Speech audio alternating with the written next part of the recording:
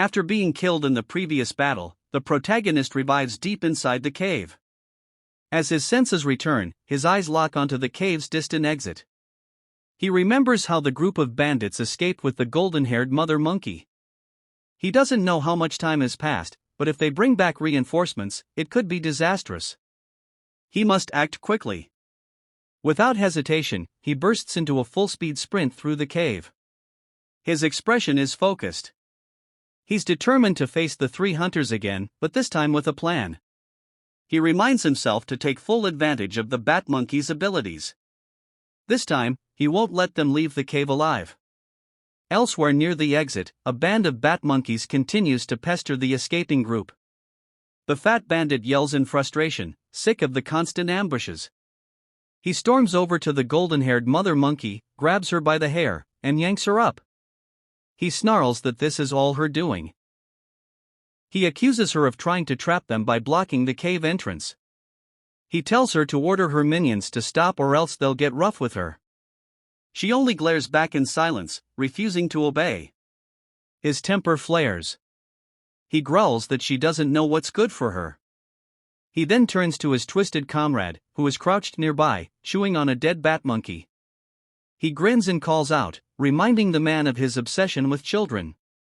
The villagers never let him get near kids, but today is different. Today, he tells him, is his lucky day. He gestures toward the baby monkey and tells him to go play with it. The second bandit's face twists with delight. He mumbles to himself in a daze, repeating the words monkey and little monkey as he stares at the child. The mother monkey's eyes widen in horror.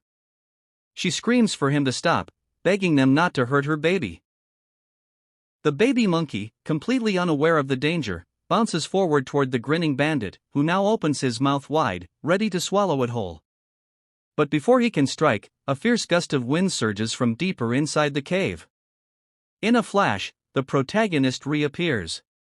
He lunges straight at the bandit and drives his fist into the man's jaw, tearing it open. The bandit screams in pain, clutching his face and stumbling back. He wails that his mouth has been torn and he can't eat meat anymore. The fat bandit steps forward, shocked. He stares at the protagonist, muttering in disbelief. He thought he had already killed him. How could he still be alive?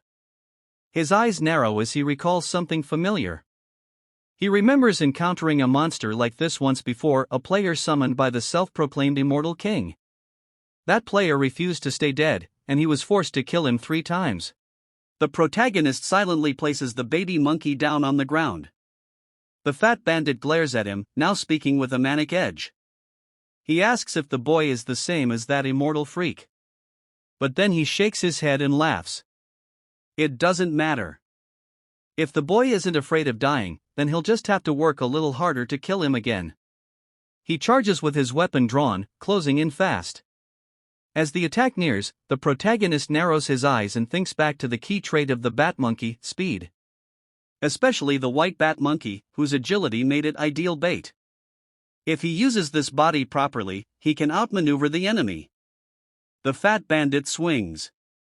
The protagonist ducks beneath the blow and launches a swift counterattack, darting past him in a blur. A deep claw mark appears across the bandit's shoulder. The fat bandit winces.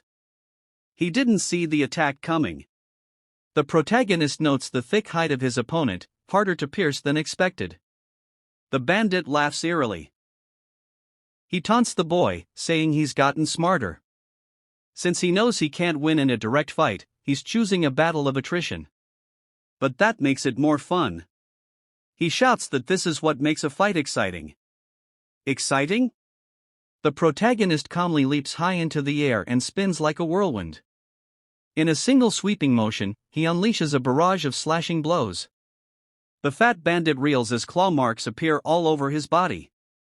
Infuriated, the fat bandit raises his large sword high above his head and brings it down in a series of brutal vertical strikes. The protagonist reacts instantly, diving into a rolling maneuver across the dirt and using his hands for support like a monkey on the run. He reflects on his opponent's weaknesses. The man's massive size slows him down, and his attacks are wild and uncoordinated.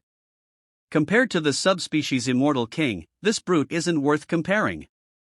He's just another grunt. The fat bandit snarls in rage. He shouts that the boy is like an insect crawling all over him, biting and irritating him. If he has the guts, he should finish the job. He threatens that if he's ever caught, he'll twist the boy's head off and make sure he never revives again. The protagonist stares coldly and charges one more time. As the bandit roars, the protagonist launches into a twisting assault, moving from every angle, slashing again and again. The fat bandit screams, his body now riddled with wounds. His fury boils over into blind rage.